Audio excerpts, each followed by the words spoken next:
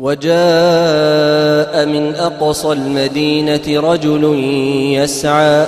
قال يا قوم اتبعوا المرسلين اتبعوا من لا يسألكم أجرا وهم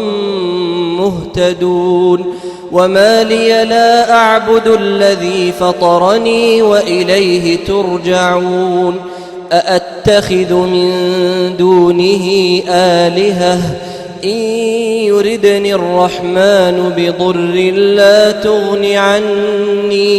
لا تغن عني شفاعتهم شيئا ولا ينقذون إني إذا لفي ضلال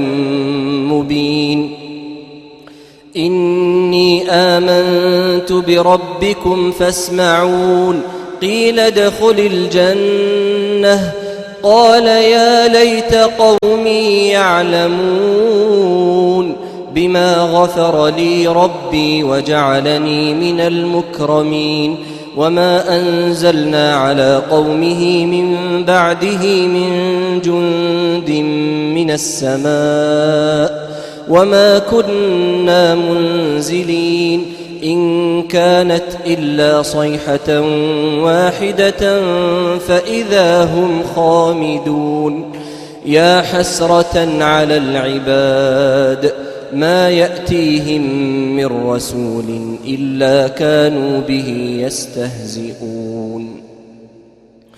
ألم يروا كم أهلكنا قبلهم من القرون أنهم إليهم لا يرجعون وإن كل لما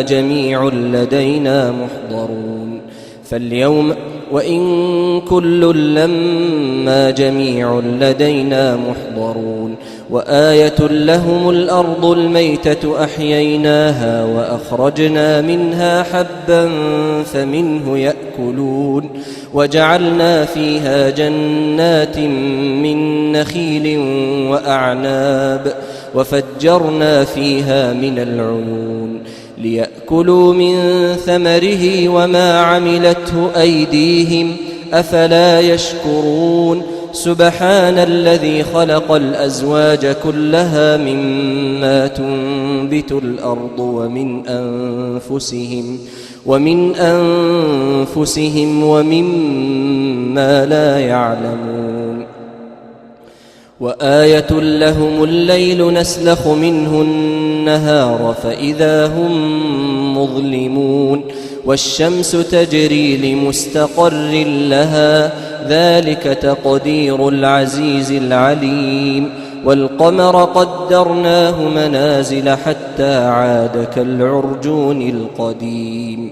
لا الشمس ينبغي لها أن تدرك القمر ولا الليل سابق النهار وكل في فلك